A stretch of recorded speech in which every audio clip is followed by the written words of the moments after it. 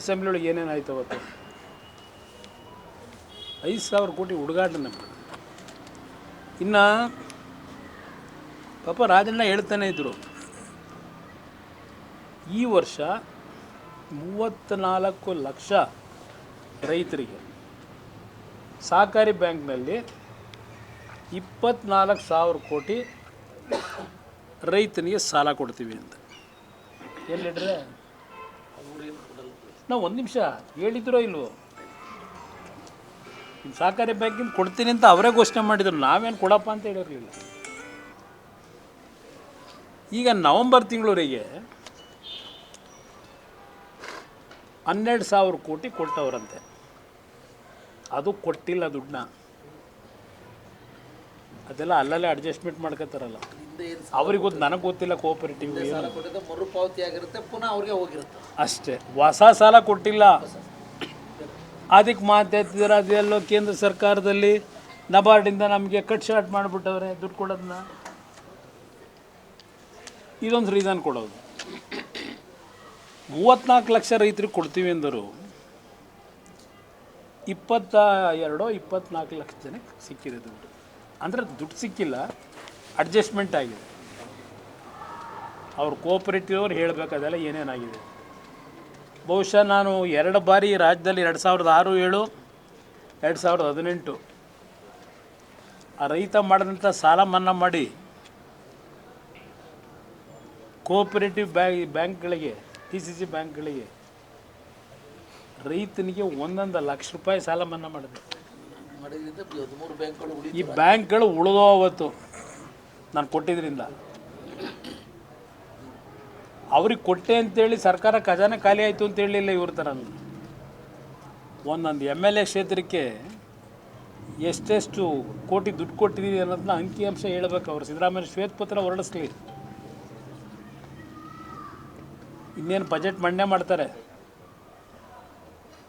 ಬಹುಶಃ ಹೋದ ವರ್ಷ 4,09,000 ಕೋಟಿ ಏನೋ ಮಾಡಿರಬೇಕು ಬಜೆಟು. ಈ ವರ್ಷ 4,70,000 ಕೋಟಿಗೆ ಹೋಯ್ತಾರಂತೆ.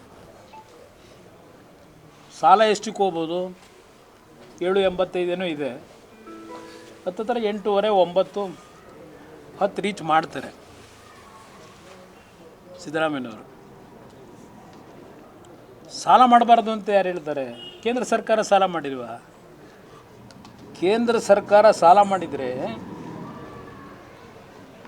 ಸುಮಾರು 11 ಲಕ್ಷ ಕೋಟಿ ಕ್ಯಾಪಿಟಲ್ ಅಸೆಟ್ಗೆ ಸಾಲ ಮಾಡಿದ್ರೆ ಕೇಂದ್ರ ಸರ್ಕಾರ. ನೀವು ಸಾಲ ಮಾಡಿ ಎಷ್ಟು ಕ್ಯಾಪಿಟಲ್ನ ಅಸೆಟ್ನ ಕ್ರಿಯೇಟ್ ಮಾಡಿದ್ದೀರಿ ಕರ್ನಾಟಕದಲ್ಲಿ? ಅದೇನೋ ಭದ್ರಾ ಮೇಲ್ದಂಡಕ್ಕೆ ದುಡ್ಡು ಕೊಡಲಿಲ್ಲ, ಅದೇನೋ ಪೆರಿಫೆರಲ್ ರಿಂಗ್ ರೋಡಿಗೆ ದುಡ್ಡು ಕೊಡಲಿಲ್ಲ. ಯಾತಿಗೆ ಕೊಡ್ತಾ ಇಲ್ಲ ನಿಮಗೆ? ಕೇಂದ್ರ ಸರ್ಕಾರದಿಂದ ಕೊಡ್ತಕ್ಕಂಥ ಹಲವಾರು ಯೋಜನೆಗಳಿಗೆ ನಿಮ್ಮಲ್ಲಿ ಶಿಸ್ತುಬದ್ಧವಾದಂಥ ಗುಣಾತ್ಮಕವಂಥ ಕೆಲಸಗಳು ಮಾಡಿಲ್ಲ. ಈಗ ನಿಮ್ಮ ಜಲ ಮಿಷನ್ನೇ ಕೇಂದ್ರ ಸರ್ಕಾರದಿಂದ 11,000 ಕೋಟಿ ಕಟ್ಟಾಗಿದೆ. ಈಗ 11, 13 ಕಟ್ಟಾಗಿದೆ. ಯಾಕೆ ಕಟ್ ಮಾಡಿದ್ದೀವಿ ಅಂತ ಕೇಂದ್ರ ಸರ್ಕಾರದಲ್ಲಿ ನೀರಾವರಿ ಸಚಿವರು ಪಾರ್ಲಿಮೆಂಟ್ನಲ್ಲೇ ಹೇಳೋರು. ಇದು ನಿಮ್ಮಲ್ಲಿರೋ ನ್ಯೂನ್ಯತೆ. ಸುಮ್ಮನೆ ಅದು ಎಂಥದ್ದು GBA ಮಾಡ್ತೀನಿ, ಕನಕಪುರನೂ ಬೆಂಗಳೂರಿಗೆ ಸೇರಿಸ್ತೀನಿ, ಮಾಗಡಿನೂ ಬೆಂಗಳೂರಿಗೆ ಸೇರಿಸ್ತೀನಿ, ಅವು ಯಾವ ಚಿಲ್ಲರೆಗಳೆಲ್ಲ ನನ್ನಿಂದ ಬೆಳೆದವು. ಏನು ಮಾಡೋನು ಕುಮಾರಸ್ವಾಮಿ ಅಂತಾರೆ, ಏನು ಕೊಟ್ಟವನೇ ಕುಮಾರಸ್ವಾಮಿ ಅಂತಾರೆ. ಅವ್ರ ಕಣ್ಣೆದುರಿಗೆ ಅವ್ರ ಕ್ಷೇತ್ರದಲ್ಲಿ ನಾನು ಏನು ಕೆಲಸ ಮಾಡಿದ್ದೀನಿ ಕಣ್ಣೆದುರಿಗಿದೆ ಜನಗಳ ಹತ್ರ.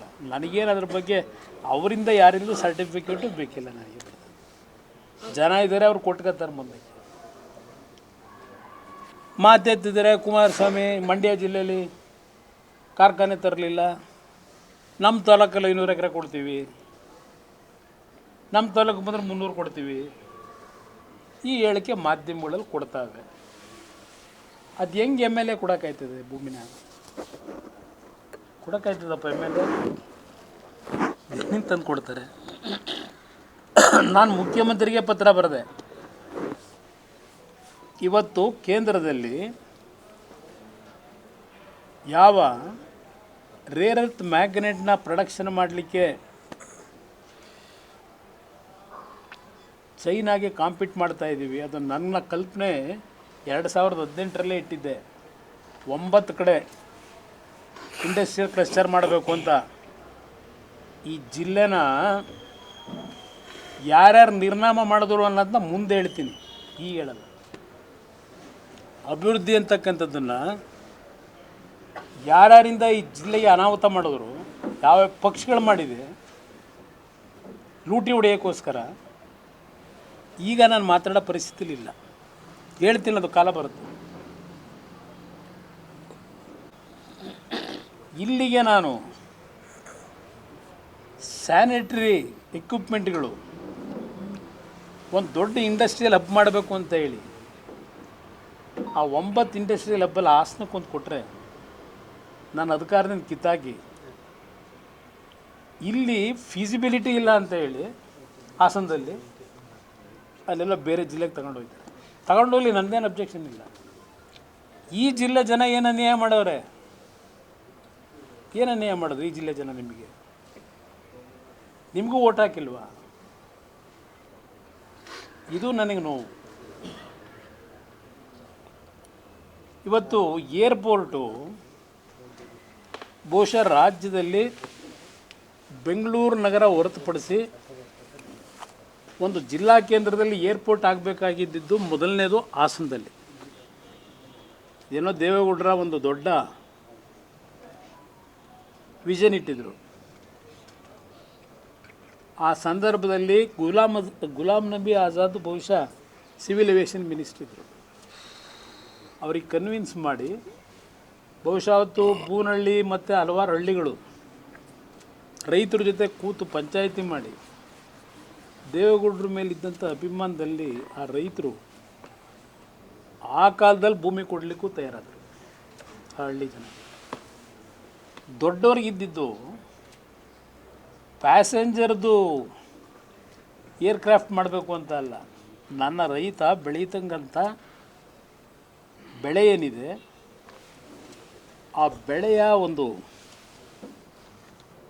ಸಮಸ್ಯೆಗಳನ್ನು ಏನು ಎದುರಿಸ್ತಾ ಇದ್ದಾರೆ, ಆ ಸಮಸ್ಯೆಗಳಿಗೆ ರೈತನಿಗೆ ತಿಳುವಳಿಕೆ ಮೂಡಿಸಿ ಅವನು ಬೆಳೀತಕ್ಕಂಥ ಬೆಳೆ ವಿದೇಶಗಳಿಗೆ ಏರ್ ಕಾರ್ಗೋದಲ್ಲಿ ಕಳಿಸ್ಬೇಕು ಅನ್ನೋದು ದೇವೇಗೌಡರ ಉದ್ದೇಶ. ನನ್ನ ರೈತರನ್ನ ಆರ್ಥಿಕವಾಗಿ ಮೇಲೆ ತರಬೇಕು ಅಂತ. ಏನು ಮಾಡ್ತೀರಿ ಅವರಿಗೆ? ನಂತರ ಅವರು 65 ವರ್ಷದ ರಾಜಕೀಯ ಜೀವನದಲ್ಲಿ ಅನುಭವಿಸಿದ ಅಧಿಕಾರ ಅಂತೇಳಿ 4.5 ವರ್ಷ 5 ವರ್ಷ ಅನುಭವಿಸಿದ್ರಷ್ಟೆ. ಅದನ್ನು ನಡೆಯೋಕೆ ನಡ್ಸೋಕ್ಕೆ ಬಿಡಲಿಲ್ಲ ಆ ದಿನಗಳಲ್ಲಿ.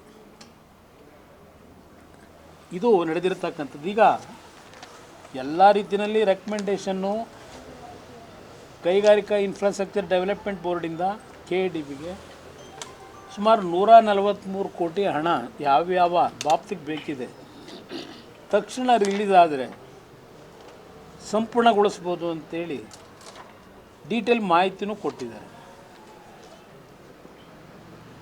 ನಾನು ಬೆಳಗ್ಗೆ ಜಾರ್ಜ್ ಅವ್ರಿಗೆ ಮಾತನಾಡಿದೆ. ಒಂದು ಇದರ ವೈರ್ ಹೋಗಿದೆಯಲ್ಲ, ಎಕ್ಸ್ಟ್ರಾ ನಮ್ಮ ಹೈ ಟೆನ್ಷನ್ ವೈರು, ದಯವಿಟ್ಟು ಇಮ್ಮಿಡಿಯೇಟಾಗಿ ಹೇಳಿ ವಾರದಲ್ಲಿ ಕೆಲಸ ಶುರು ಮಾಡಿಸಿ ಅಂತ ಮನವಿ ಮಾಡಿದ್ದೀನಿ. ಈಗಾಗಲೇ 17 ಕೋಟಿ ದುಡ್ಡು ಕೊಟ್ಟವರೇನೋ ಇನ್ನೂ 24 ಕೋಟಿ ಏನೋ ಕೇಳ್ತಾ ಇದ್ದಾರೆ ಅಂತ ಒಂದು ರಿಪೋರ್ಟ್ ಬಂತು. ರೈತರದ್ದು ಕೆಲವು ಸಮಸ್ಯೆ ಇದೆ. ನಮ್ಮ ಮಾಧ್ಯಮದ ಸ್ನೇಹಿತರ ಮುಖಾಂತರ ಹೇಳ್ತೀನಿ, ದೇವೇಗೌಡರ ಮಗನಾಗಿ ದೇವೇಗೌಡರು ಇಲ್ಲೇನು ವಿಮಾನ ನಿಲ್ದಾಣ ಆಗಬೇಕು ಅಂತ ಹೇಳಿ ಅವತ್ತು ನಿಮ್ಮಿಂದ ಭೂಮಿ ಪಡೆಯತಕ್ಕಂಥಲ್ಲಿ ಮನವೊಲಿಸಿದ್ರು. ಯಾವುದೇ ಕುಟುಂಬಕ್ಕೆ ಅನ್ಯಾಯ ಆಗದೆ ಇರತಕ್ಕಂಥ, ಏಕೆಂದರೆ ಅಲ್ಲಿ ಹಲವಾರು ರೀತಿಯ ಅಕ್ರಮಗಳಾಗಿದೆ, ಗೊತ್ತಿದೆ ನನಗೆ ಏನೇನಾಗಿದೆ ಅಂತ ಹೇಳಿ. ರೈತರು ಭೂಮಿಗಳೇ ಇಲ್ಲ ಅಂತ ಹೇಳಿ ರೈತರು ಭೂಮಿನೇ ಇವತ್ತು ಕಣ್ಮರೆ ಮಾಡವ್ರೆ. ಇದೆಲ್ಲ ಇದೆ. ಸ್ಮಶಾನದ ಸಮಸ್ಯೆ ಇದೆ. ನೀವು ಯಾರೂ ಹೆದರಬೇಡಿ. ನಿಮ್ಮ ಆಶೀರ್ವಾದದಲ್ಲಿ ನಾನು ದೇವ್ರನ್ನ ನಂಬಿದ್ದೀನಿ. ಏಕೆಂದರೆ ನಮ್ಮ ಕುಟುಂಬ ದೇವ್ರನ್ನ ನಂಬೇ ಬಂದಿರೋದು. ನಾನು 2 ಬಾರಿ ಮುಖ್ಯಮಂತ್ರಿ ಆದಾಗಲೂ ದಿನ ದೇವಸ್ಥಾನಕ್ಕೆ ಕೂತ್ಕೊಂಡು ರುದ್ರಾಕ್ಷಿ ಮೇಲೆ ಹಾಕೊಂಡು ಪೂಜೆ ಮಾಡಿದೆ. ದೇವಸ್ಥಾನಕ್ಕೆ ಯಾರಾದ್ರು ಕರ್ಕೊಂಡು ಹೋದರೆ ನಾನಿನ್ನು 4 ಜನಕ್ಕೆ ಒಳ್ಳೇದು ಮಾಡಿಸಪ್ಪ ಅಂತ ಹೇಳಿ 2 ಬಾರಿ ನಾನು ಮುಖ್ಯಮಂತ್ರಿ ಆಗಿದ್ದು ರಾಜ್ಯದ ಜನ ಮಾಡಿದ್ರೆ ಆ ಭಗವಂತ ಇಚ್ಛೆಲ್ಲ ಆದ. ಹಾಸನ ಜಿಲ್ಲೆ ಒಂದಕ್ಕಲ್ಲ, ಈ ರಾಜ್ಯಕ್ಕೆ ನಾನು ಕೊಟ್ಟಂಥ ಕೊಡುಗೆ ಇದೆಯಲ್ಲ, ಇತಿಹಾಸ ಅದು. ಇವತ್ತು ಹೇಳ್ತಾರೆ ಕೆಲವರು ಅದು ಕೃಷ್ಣದೇವರಾಯನ ಕಾಲ ಅಂತ. ನನ್ನ ಮುಂದೆ ಹೇಳಿದ್ದಾರೆ ಭಾಳ ಜನ. ಇವತ್ತು ಕೇಂದ್ರದಲ್ಲಿ ನರೇಂದ್ರ ಮೋದಿಯವರು ನನಗೆ ಕೊಟ್ಟಂಥ ಜವಾಬ್ದಾರಿಗಳು ಏನು ಪರಿಸ್ಥಿತಿ ಇತ್ತು ಅನ್ನೋದು ಗೊತ್ತು ನನಗೆ. HMT, VSL ಕ್ಲೋಸ್ ಆಗಿದೆ. ಇವತ್ತು RINL ಪ್ರಾರಂಭ ಮಾಡಿದೆ ಆಂಧ್ರದಲ್ಲಿ, ಸಂಪೂರ್ಣ ಬಂದಾಗಿತ್ತು.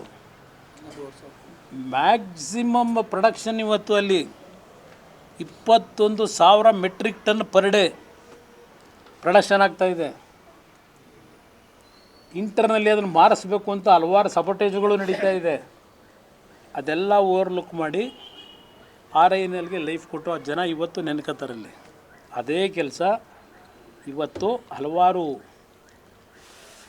ಸಮಸ್ಯೆಗಳಿದ್ದರೂ ವಿಶ್ವೇಶ್ವರಯ್ಯ ಸ್ಟೀಲ್ ಪ್ಲ್ಯಾಂಟು, HMT ನನ್ನದೇ ಆದಂಥ ರೀತಿಯಲ್ಲಿ ಕೆಲವು ಅದನ್ನು ಜೀವ ಕೊಡಲಿಕ್ಕೆ ಏನೇನು ಮಾಡಬೇಕು ಮಾಡ್ತಾಯಿದ್ದೀನಿ. ಇದು ನಿಮ್ಮ ಗಮನಕ್ಕೆ ತರ್ತೀನಿ. ನನ್ನ ಇಲಾಖೆ ಬಗ್ಗೆ ಪಾಪ ನಮ್ಮ ಕಾಂಗ್ರೆಸ್ ನಾಯಕರುಗಳು ಹೇಳ್ತಾರೆ, ಮಂಡ್ಯಗೆ ಕಾರ್ಖಾನೆ ತರಲಿಲ್ಲ, ಆಸ್ತಕ್ಕೊಂದು ಕಾರ್ಖಾನೆ ತರ್ಬೋದಾಗಿತ್ತು, ಇನ್ನೂ ತಂದಿಲ್ಲ. ಯಾವುದೋ NTPC ಹೇಳಿದರು, ನ್ಯಾಷನಲ್ ಟೆಕ್ಸ್ಟೈಲ್ ಕಾರ್ಪೊರೇಷನ್ ಏನೋ ಹೇಳಿದ್ರು. ಇವತ್ತು ಬೆಳಗ್ಗೆ ಬರ್ಬೇಕಾದ್ರೆ ಹೇಳ್ತಿದ್ರು, ನೋಡೋಣಂತೆ. ನನಗೆ ಇರ್ತಕ್ಕಂಥ ಲಿಮಿಟೇಷನ್ನಲ್ಲಿ ರಾಜ್ಯ ಸರ್ಕಾರವು ನನಗೆ ಕೋಆಪ್ರೇಷನ್ ಕೊಡದೇ ಇದ್ದರೆ, ಭೂಮಿ ಕೊಡಬೇಕಾದ್ರೆ ಅವರು, ನೀರು ಕೊಡಬೇಕಾದ್ರೆ ಅವರು, ಎಲೆಕ್ಟ್ರಿಸಿಟಿ ಕೊಡಬೇಕಾದ್ರೆ ಅವರು, ಇದು ಯಾವುದನ್ನು ಅವ್ರು ಮಾಡಿದೆ. ಅವರು ಮೊನ್ನೆ ಉತ್ತರ ಕೊಟ್ಟವ್ರೆ MB ಪಾಟೀಲ್ರು. ಹಲವಾರು ಕಡೆ ನಾವು ಮಾಡೋಕ್ಕೆ ಹೋದೋ ಮಾಡೋಕ್ಕೆ ಜನ ಬಿಟ್ಟಿಲ್ಲ, ಭೂಮಿ ಇಲ್ಲ ಅಂತೇಳಿ ಮೊನ್ನೆ ಅಸೆಂಬ್ಲಿಯಲ್ಲಿ. ಇಲ್ಲಿ ಕೆಲವು MLAಗಳು ಕುಮಾರಸ್ವಾಮಿ ಹೂ ಬಿಡ್ಸೋಕೆ ಕೊಟ್ಟವನೇ ಮಂಡ್ಯದವರಿಗೆ, ನಾವು 300 ಎಕರೆ ಕೊಡ್ತೀವಿ, 500 ಎಕರೆ ಕೊಡ್ತೀವಿ, ಬರಲಿ ಅಂತ. ಈ ಕೂವಕದ ಮಾತುಗಳು ನಿಲ್ಲಿಸಿ ಇವತ್ತೇನು 7,290 ಕೋಟಿ ವೆಚ್ಚದಲ್ಲಿ ಮ್ಯಾಗ್ನೆಟಿಕ್ ಪ್ರೊಡಕ್ಷನ್ ಶುರು ಮಾಡ್ತಾಯಿದ್ದೀವಿ.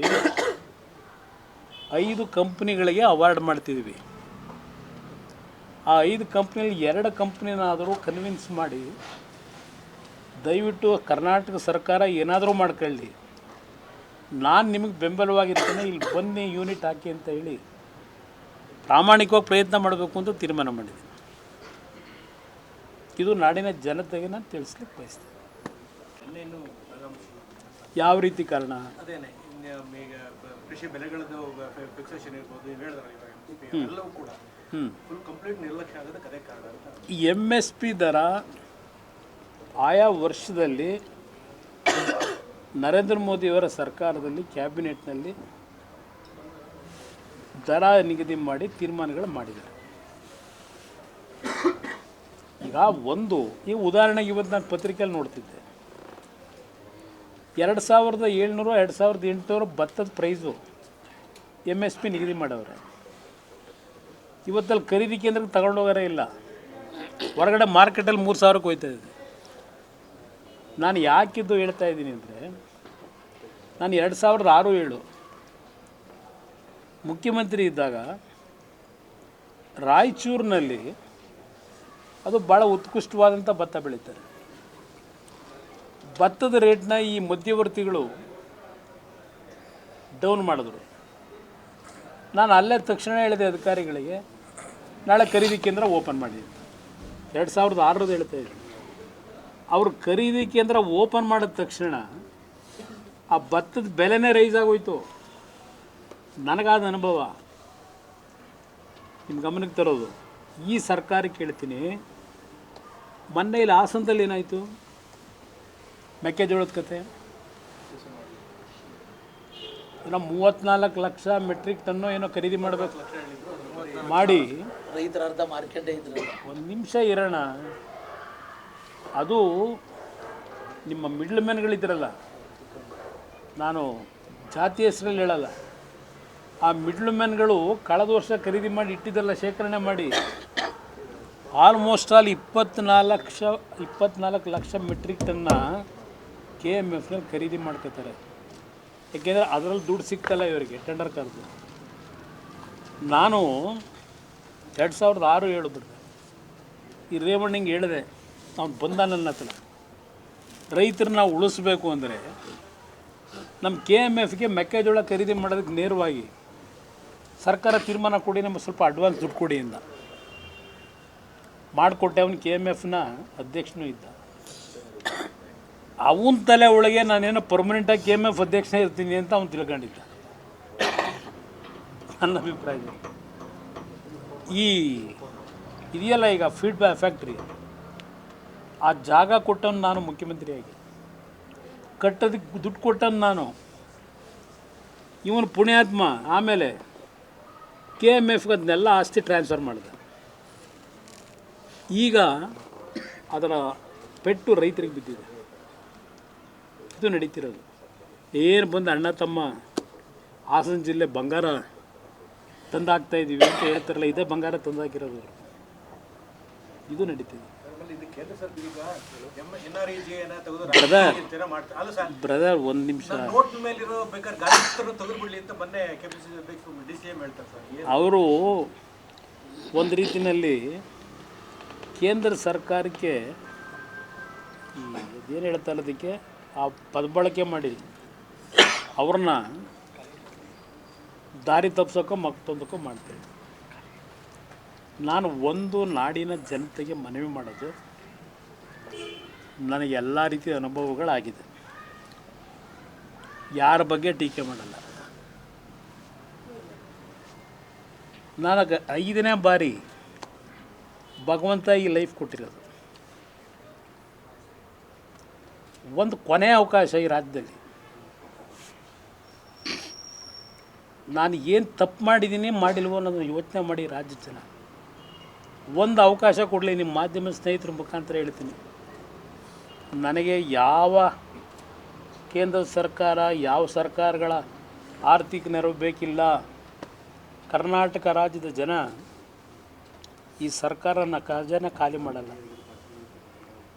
ನಾವುಗಳು ಖಾಲಿ ಮಾಡ್ತಾಯಿದ್ವಿ ಸ್ವೇಚ್ಛಾಚಾರವಾಗಿ. ನೀವು ಏನು ಕೆಲಸ ಬೇಕಾದ್ರೂ ಮಾಡ್ಬೋದು, ಅದರ ಅನುಭವ ನನಗಿದೆ. 2 ಬಾರಿ ಚಿಕ್ಕ ಅವಧಿನಲ್ಲಿ ಮಂತ್ರಿಯಾಗಿ, ಮುಖ್ಯಮಂತ್ರಿಯಾಗಿ. ನಾನು ಕಳೆದ ಬಾರಿ ಹೇಳಿದೆ ಜನಕ್ಕೆ 5 ಕಾರ್ಯಕ್ರಮ, ಅವರು 5 ಕಾರ್ಯಕ್ರಮ ಘೋಷಣೆ ಮಾಡಿದ್ರು, 2,000 ರೂಪಾಯಿ ಅಂತ. ನಾನು ನಿಮ್ಮ ಕುಟುಂಬಗಳನ್ನ ಆರ್ಥಿಕವಾಗಿ ಮೇಲೆ ತತ್ತೀನಿರಪ್ಪ, ಭಿಕ್ಷೆ ಬೇಡಬೇಡಿ, ಕೊಡೋ ಮಟ್ಟಿಗೆ ತಂದು ಕೊಡ್ತೀನಿರಪ್ಪ, ಒಂದು ಓಟ್ ಹಾಕಿ ಅಂತ. ಜನ ಅರ್ಥ ಮಾಡ್ಕೊಳ್ಳಿಲ್ಲ. ನನ್ನ ರೈತರಿಗೆ ಈಗಲೂ ಹೇಳ್ತೀನಿ, ಉತ್ತರ ಕರ್ನಾಟಕದ ರೈತರಿಗೂ ಜಾತಿ ಬಿಡಿ. ಪಾಪ ಇವತ್ತಿನ ಬರಗೂರು ರಾಮಚಂದ್ರಪ್ಪನವ್ರು ಹೇಳೋರೆ ಜಾತಿ ಬಿಡಬೇಕಂತೆ. ಜಾತಿ ಬಿಟ್ಟು ಹೊರಗೆ ಬಂದಿಲ್ಲ ಇವ್ರು ಯಾರೂ. ಜಾತಿ ಬಿಡಬೇಕು ಅಂತಾರಲ್ಲ, ಎಲ್ಲೋ ಭಾಷಣ ಮಾಡ್ತಾರೆ, ಎಲ್ಲ ನೋಡಿದ್ದೀನಿ ನಾನು. ನನ್ನ ರೈತನಿಗೆ ಪಂಚಾಯಿತಿ ಮಟ್ಟದಲ್ಲಿ ನಿಮ್ಮ ನರೇಗಾದ ಹೇಳಿದ್ರಿ, ನರೇಗಾ ಕಾರ್ಯಕ್ರಮಕ್ಕೆ ಇಲ್ಲಿವರೆಗೆ ಆ ಕಾರ್ಯಕ್ರಮ ಜಾರಿಗೆ ಬಂದ ಮೇಲೆ ಎಷ್ಟು ಲಕ್ಷ ಕೋಟಿ ಖರ್ಚು ಮಾಡಿದಿರಿ? ಎಷ್ಟು ಲಕ್ಷ ಕೋಟಿ? ರೈತನಿಗೆ ನಾವು 2,000 ಕೊಡ್ತೀವಿ. ರೈತನಿಗೆ ಗೊಬ್ಬರ ತಗೊಳ್ಳೋಕ್ಕೆ 3 ಕಂತಲ್ಲೋ ಏನೋ ಕೊಡ್ತೀವಿ, 2,000, 4 ತಿಂಗಳಿಗೆ 1 ಬಾರಿ. ಎಷ್ಟು ಅದರಿಂದ ಉಪಯೋಗ ಇದೆ? ಅದು ಎಷ್ಟು ಲಕ್ಷ ಕೋಟಿ ದುಡ್ಡು ಕೊಟ್ಟಿದ್ದೀವಿ ಅದರಲ್ಲಿ? ಅದೇ ದುಡ್ಡುಗಳಲ್ಲಿ ಪ್ರತಿ ಗ್ರಾಮ ಪಂಚಾಯತಿ ಮಟ್ಟದಲ್ಲಿ ಗೋಡನ್ಗಳು, ಕೋಲ್ಡ್ ಸ್ಟೋರೇಜು, ರೈತನಿಗೆ ಅವನ ಏರಿಯಾದಲ್ಲಿ ಅವತ್ತಿನ ವರ್ಷದಲ್ಲಿ ಏನು ಮಳೆ ಬೀಳ್ಬೋದು ಪ್ರಮಾಣ, ನೀನು ಯಾವ ಕ್ರಾಪ್ ಹಾಕಿದ್ರೆ ನೀನು ಉಳಿತೀಯ, ನೀನು ಬೆಳೆದಿದ್ದಕ್ಕೆ ಸರ್ಕಾರ ನಾನು ಗ್ಯಾರಂಟಿ ಕೊಡ್ತೀನಿ, ಸಾಲ ಮಾಡಬೇಡ. 75% ನೀನು ಬೆಳೆದು ತಗೊಂಬಂದ್ರೆ ಗೋಡನ್ಗೆ, ಅಲ್ಲಿ ಪಂಚಾಯತಿ ಹೆಡ್ ಕ್ವಾರ್ಟರ್ಸ್ಗೆ 75% ದುಡ್ಡು ಅಡ್ವಾನ್ಸ್ ಕೊಡ್ತೀನಿ ಸರ್ಕಾರದಿಂದ. ನೀನು ಅದನ್ನು ಯಾವಾಗ ಬೆಲೆ ರೈಸ್ ಆಗುತ್ತೆ ಮಾರಾಟ ಮಾಡಿ ದುಡ್ಡು ಕಟ್ಟು, ಬಡ್ಡಿ ಹಾಕಲ್ಲ ನಿನಗೆ. ನನ್ನ ಸ್ಕೀಮ್ಗಳೇ ಬೇರೆ. ಇದಕ್ಕೆ ನರೇಗಾ ಆಯ್ತಪ್ಪ, ಮಹಾತ್ಮ ಗಾಂಧಿ ಹೆಸರಿಟ್ಟಿದ್ರು ಅವರು, ಏನೋ ಚರ್ಚೆ ನಡೀತಿದೆ, ಆ ಮಹಾತ್ಮ ಗಾಂಧಿ ಹೆಸರಿನಲ್ಲೂ ಯಾವ್ಯಾವ ಥರ ಲೂಟಿ ಮಾಡಿದ್ದೀರಿ? ಕರ್ನಾಟಕದಲ್ಲೇ ತಗೊಳ್ಳಿ ಲೆಕ್ಕ, ಯಾವ ಥರ ಲೂಟಿ ಮಾಡಿದ್ದೀರಿ? ಇದನ್ನು ಈ ಥರ ಹಣ ಸೋರಿಕೆ ಆಗುತ್ತಲ್ಲ, ಇದನ್ನು ನಿಲ್ಲಿಸಿ ಪರ್ಮನೆಂಟು ಇನ್ಫ್ರಾಸ್ಟ್ರಕ್ಚರ್ ಕೊಡಿ ರೈತನಿಗೆ, ಉಳ್ಕತ್ತಾನೆ ರೈತ. ಈಗ ರಾಮನಗರ ಜಿಲ್ಲೆ ಕುಂಠಿತ ಆಗಿದ್ದೆ, ಕುಮಾರಸ್ವಾಮಿ ಯೋಜನೆಗಳು ಬರ್ತಿತ್ತು, ಅದನ್ನು ಯಾವ ಯೋಜನೆ? ನೀರಾವರಿ ಯೋಜನೆಗಳಿಗೂ ಕೂಡ ಅಡ್ಡಗಾಲ ಹಾಕಿ ಈಗ ಬರ್ತಾ ಇದೆಯಲ್ಲ ಎತ್ತಿನೊಳೆಯಿಂದ. ಈಗ ಎತ್ತಿನೊಳೆ ಎಲ್ಲಿಗೆ ಬಂದಿದೆ? ಅಯ್ಯೋ ಹೋಗಿ ಈಗ ಮೇಕೆದಾಟು ಅಲ್ಲಿಂದಲೇ ಶಿಪ್ಪಲ್ಲಿ ತಗೊಂಬತ್ತವ್ರು ನೀರನ್ನ. ಬ್ರದರ್, ಮೇಕೆದಾಟು ನೀರನ್ನ ನಾಳೆ ಮೀಟಿಂಗ್ ಮಾಡಿ ಭಾಳ ಮಹತ್ತರವಾದ ಸಭೆ ಮಾಡಿ ಆ ಶಿಪ್ಪಲ್ಲೇ ತಗೊಂಬತ್ತವ್ರು ಮೇಕೆದಾಟು ನೀರು. ಯಾವಾಗ? ಹಾಂ, ಯಾರು ಕೊಡಲ್ಲ ಅಂದರೆ? ಕೇಂದ್ರ ಸರ್ಕಾರ ಯಾಕೆ ಕೊಡ್ತಾರೆ? ರಾಜ್ಯ ಸರ್ಕಾರ ಜವಾಬ್ದಾರಿ, ಕೇಂದ್ರ ಸರ್ಕಾರ ಏನು ಮಾಡ್ತಾರೆ? ಪರಿಸರ ಇಲಾಖೆ ಅವ್ರ ಜವಾಬ್ದಾರಿನಿಂದ ಅವ್ರ ಕೆಲಸ ನಿರ್ವಹಿಸ್ತಾರೆ. ಪರಿಸರ ಇಲಾಖೆನ ಕನ್ವಿನ್ಸ್ ಮಾಡಬೇಕಾದ್ರೆ ರಾಜ್ಯ ಸರ್ಕಾರ. ನೀವು ಕನ್ವಿನ್ಸ್ ಮಾಡಿದೆ, ನೀವು ಇಷ್ಟ ಬಂದಂಗೆ ಮಾಡ್ಕೊಂಡು ಕೊಡಿ ಅಂದ್ರೆ ಕೊಡ್ತಾರ? ಅಲ್ಲೂ ವ್ಯಾಪಾರ ನಡೆಸೋಕೆ ಹೋದ್ರೆ ಅದು ಹೇಳಲ್ವಾ? ಮೊನ್ನೆ ಪ್ರೈಮ್ ಮಿನಿಸ್ಟ್ರಿಗೆ ಎದುರಿಲ್ಲ, ನಾನು ಹೋಮ್ ಮಿನಿಸ್ಟ್ರಿಗೆ ಎದುರಿಲ್ಲ, ಇವನು ಯಾವನೋ ಒಬ್ಬ ಡೀಲ್ ಮಾಡೋಕ್ಕೆ ಬರ್ತಾನಂತೆ ಇವನಿಗೆ ಎದುರ್ತೀನಿ ನಾನು. ಯಾಕೆ ವಚಂತ ಇವನೇನು ಒಬ್ಬ ಮುಖ್ಯಮಂತ್ರಿ ಉಪಮುಖ್ಯಮಂತ್ರಿ ಈ ಪದ ಬಳಕೆ ಮಾಡೋಕ್ಕೆ? ಯಾವಿಂದ? ಹಾಂ, ಅವ್ರು ಹೇಳ್ಬೇಕಪ್ಪ, ಐಂದಾಗ ಅವ್ರು ಏನು ಕೊಡುಗೆ ಕೊಟ್ಟವ್ರು ಹೇಳ್ಬೇಕು. ಐಂದ ಅದು ಅವರ ಬದುಕಿಗೆ ಅದನ್ನು ಇಟ್ಕೊಂಡವ್ರೆ. ಐಂದ ವರ್ಗದ ಜನರ ಬದುಕಿಗೆ ಐಂದ ಇಟ್ಟಿಲ್ಲ ಅವರು, ಅವರ ರಾಜಕೀಯ ಬದುಕಿಗೋಸ್ಕರವಾಗಿ ಇಟ್ಕೊಂಡವ್ರು. ಆಮೇಲೆ ಜನ ಮಾತಾಡ್ತಾರೆ ಬನ್ನಿ, ಜನ ಮಾತಾಡ್ತಾರೆ ಬನ್ನಿ, ಜನ ಮಾತಾಡ್ತಾರೆ. ನಾನು ಯಾಕೆ ಮಾತಾಡ್ತೀನಿ? ಮಂಡ್ಯ ಜನ ಮಾತಾಡ್ತಾರೆ. ನಾನು 12 ವರ್ಷ ಆಯ್ತು ಹೇಳಿ. ಐ ಥಿಂಕ್ 2013ರಲ್ಲೋ 14ರಲ್ಲೋ ಪಾರ್ಲಿಮೆಂಟ್ ಚುನಾವಣೆ ಟೈಮಲ್ಲಿ ಅಲ್ಲಿ ಗುದ್ಲಿ ಪೂಜೆ ಮಾಡಿದ್ರು ಚಿಕ್ಕಬಳ್ಳಾಪುರದಲ್ಲಿ. 2 ವರ್ಷದಲ್ಲೋ 1 ವರ್ಷದಲ್ಲೋ ಕೊಡ್ತೀವಿ ನೀರನ್ನ. ಎಷ್ಟು ವರ್ಷ ಆಯ್ತು ಈಗ? ದುಡ್ಡು ಎಷ್ಟು ಖರ್ಚು ಮಾಡೋರೆ? ಎಷ್ಟು ನೀರು ಸಿಗುತ್ತೆ ಅಂತ ಈಗ ಅಂದಾಜು ಮಾಡೋರೆ? ನೀರು ಕೊಡಿ, ನಾನು ಅಭಿನಂದಿಸ್ತೀನಿ ನಿಮಗೆ, ನಾನು ವಿರೋಧ ಮಾಡ್ತಿಲ್ಲ. ಎತ್ತಿನೊಳೆ ನೀರು ಕೊಡ್ತೀವಿ, ಎತ್ತಿನೊಳೆ ನೀರು ಕೊಡ್ತೀವಿ ಅಂತ ಹೇಳಿ ಆ ಚಿಕ್ಕಬಳ್ಳಾಪುರ, ಕೋಲಾರ, ಬೆಂಗಳೂರು ಗ್ರಾಮಾಂತರಕ್ಕೆ ಆ ರೊಚ್ಚ ನೀರನ್ನ ಕೊಟ್ಟು ಆ ಜನಗಳನ್ನ ಸರ್ವನಾಶ ಮಾಡ್ತಾಯಿದ್ದೀನಿ. ನಾನು 18ರಲ್ಲಿ ಹೇಳಿದೆ ಟರ್ಸಿಯರಿ ಪ್ಲ್ಯಾಂಟ್ ಹಾಕ್ತೀನಿ, ನೀರು ಕೊಡಬೇಡಿ ಎಂದೆ ನಾನು. ಇದ್ದು 14 ತಿಂಗಳಲ್ಲಿ ಅಲ್ಲಿ ಬೆಳೆಯೋ ಮೆಟೀರಿಯಲ್ನ ಯಾರು ಕೊಂಡ್ಕೊಳ್ಳಲ್ಲ ಇವತ್ತಲ್ಲಿ. ಇದು ಪರಿಸ್ಥಿತಿ. ಎಷ್ಟು ದಿವಸ ಬೇಕು ಎತ್ತಿನೊಳೆ? ಜೂನು ಜೂನು ಜೂನು ಅಂದರು. ಯಾವ ಜೂನು ಕೊಡ್ತಾರೆ? ಎಷ್ಟು ಸಾವಿರ ಕೋಟಿ ಖರ್ಚು ಮಾಡಿದ್ರು? ಹಾಂ, ಏರ್ತಾ ಇದೆ. ಇಂಧನ ಮಾಧ್ಯಮ ಸ್ನೇಹಿತರಿಗೆ ಎಲ್ಲರೂ ಬರೋದ್ರಿ. ಬಹುಶಃ ಎತ್ತಿನೊಳೆ ನೀರು ಬರಲ್ಲ, ಎತ್ತಿನೊಳೆ ಪೈಪ್ ಲೈನ್ ಆಗ್ತಾ ಇರೋದು ಆನೆಗಳು ಓಡಾಡೋಕ್ಕೆ ಅಂತ ನೀವೇ ಬರ್ತಿದ್ದೀರಿ. ನೋಡಿದ್ದೀನಿ ಅದನ್ನ.